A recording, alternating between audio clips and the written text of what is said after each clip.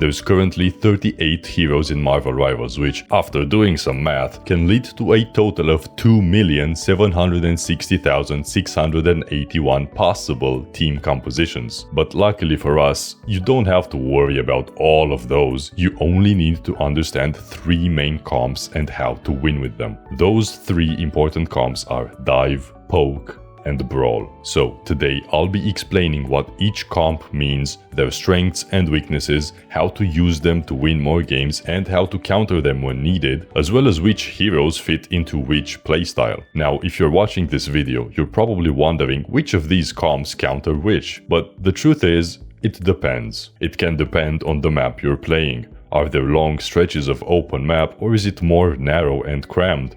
Are there different flank paths? However, besides the map, the comps can act as rock, paper, and scissors. Generally, Brawl has the strength to outlive and fight off Dive, but a good Dive has the mobility to avoid Poke and get on top of them, where good Poke has the range to spam damage on Brawl, so they can't get close. Now, these are not set in stone, because if Poke plays badly, Brawl can still beat them. If Divers play badly, Poke can still beat them, and so on, but you'll understand more after we explain them. However, for now, who do you think dictates the foundation of your comp? Think for a second. If you said the duelists, unlucky, but you're wrong.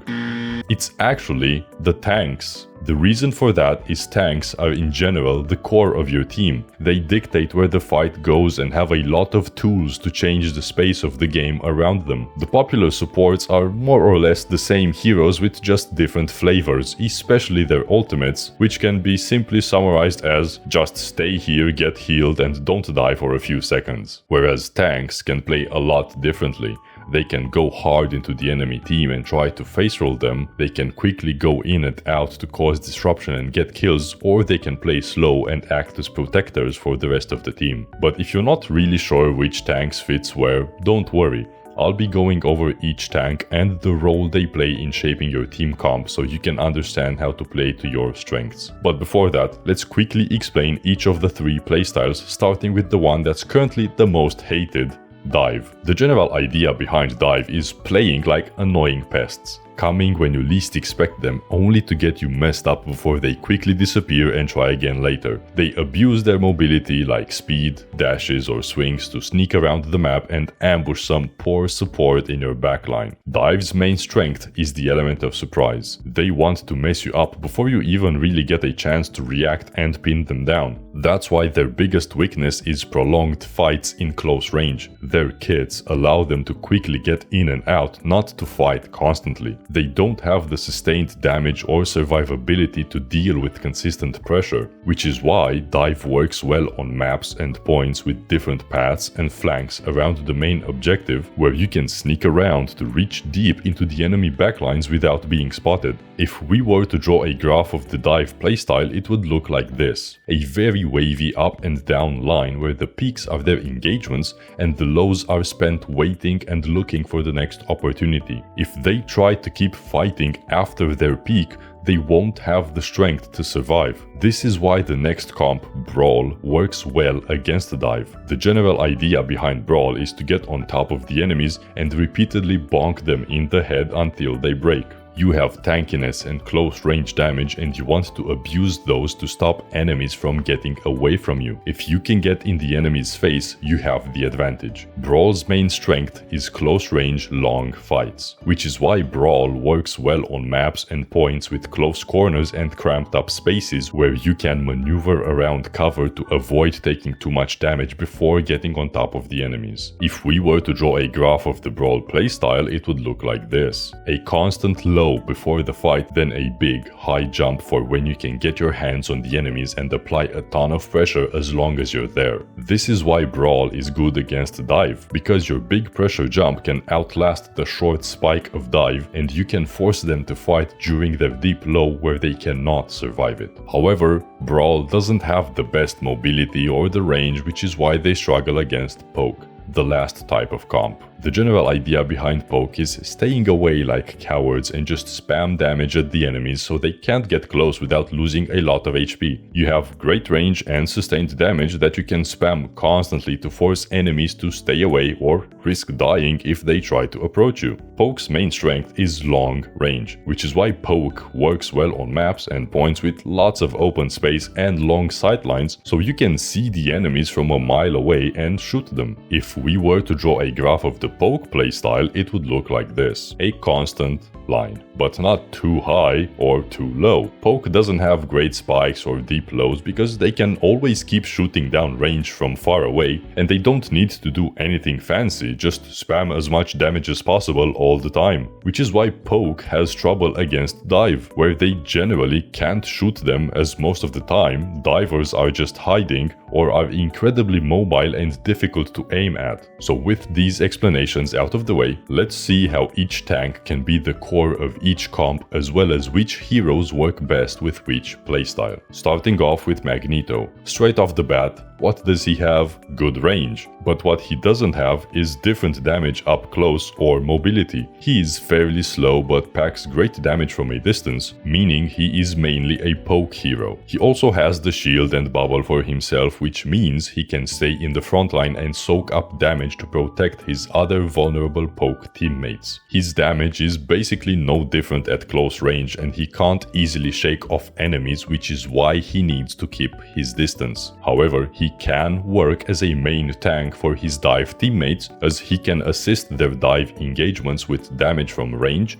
and bubbles on the diver. Next up is Strange, and he is a strange one. When it comes to the three playstyles, he's not majorly in any one of them. He's got decent range poke with his primary attack, he's got great damage up close with his melee attacks and energy burst, where he can also use his shield to approach enemies and brawl with them to protect his other teammates, but he can also act as an anchor for divers or even do a pseudo dive with his flight to use his ultimate on enemy backlines. He's more of a jack of all trades, where he can work with all three comps. Moving on, we have the Thing.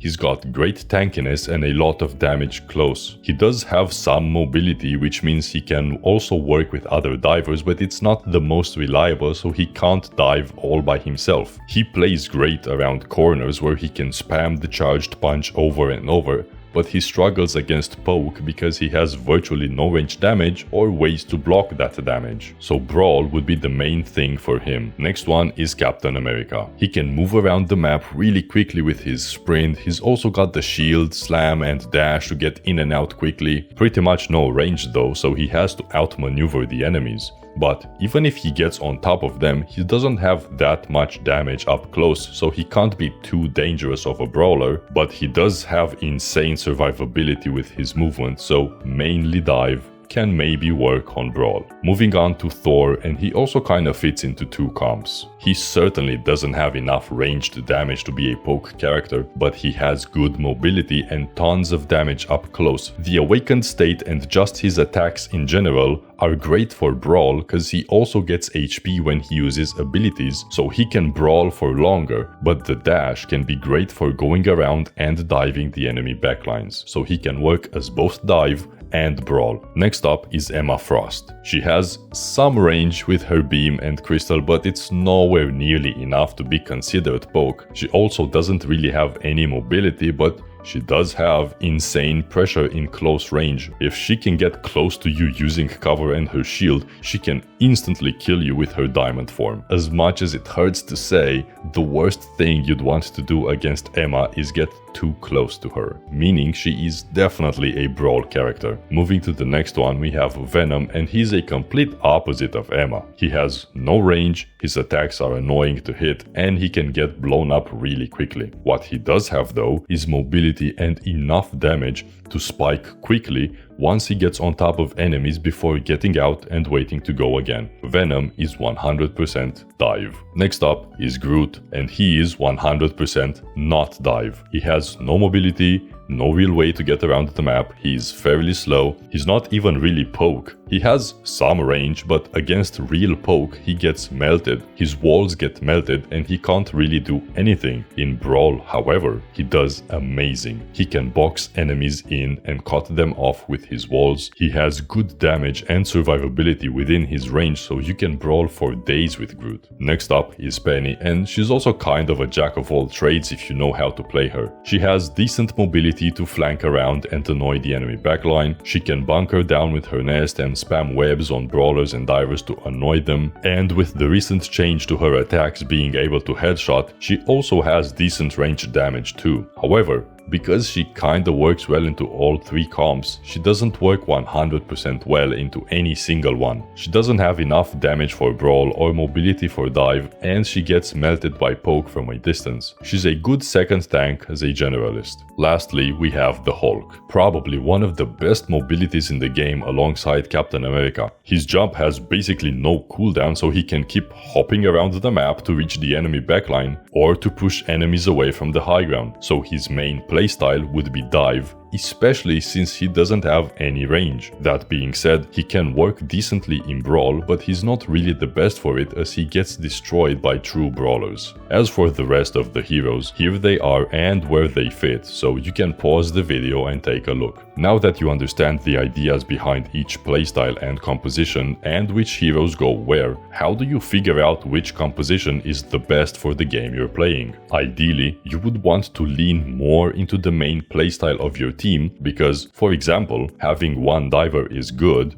but 2 or 3 divers are even stronger. Doing this, you increase the big strengths of your team, but your coordination will also probably be better as more of you will be looking to have generally the same game plan. Dive together, poke together, or brawl together. But don't get this the wrong way, it doesn't mean everyone in your team has to fit into the same one playstyle, especially because some heroes can fit into multiple categories. For example, Bucky can work on poke comps because he can do good damage at range, his projectiles are quite fast and big, and he can act as a protector for his vulnerable teammates in case of dives. But he can also work well in Brawl because he has good survivability and a lot of potential damage in close range fights as well. But like I said earlier, comps are not set in stone. You should look at your other teammates as well as the enemies in order to figure out each team's weaknesses and strengths, such as close range, mobility, spam damage, etc., and adapt based on what you need in that situation. Because the way you arrange your team comp depends on the rest of your team, who are the enemies, and what are the biggest dangers to your team. For example, if your teammates are Venom, Captain America and Spider-Man, as in dive, playing Mr. Fantastic might not make the most sense. His range is not the best, and because of the other divers on your team, the engagements are generally going to be further away from you, especially into the enemy's backline where Mr. Fantastic can't really reach. But in this case, Mr. Fantastic could work as a protector for your own backline, especially if the enemies also have a diver or even some poke. The way you switch around your comp most of the time comes down to figuring out what's your biggest weakness and who's the biggest danger on the enemy team. If a Spider-Man is giving you lots of trouble, then a brawly character that can shut him down should be your go-to. Or if an enemy Hela is clicking a lot of heads, then a dive character that can get up in her face won't let her take advantage of her long range. However, worrying about the overall team comps might not make the most sense if you're not even really sure how to play each role individually. So if you're having trouble understanding the correct way to play tank, duelist, strategist or dive, watch these guides to learn the fundamentals of each role. Thanks for watching, now go get some wins.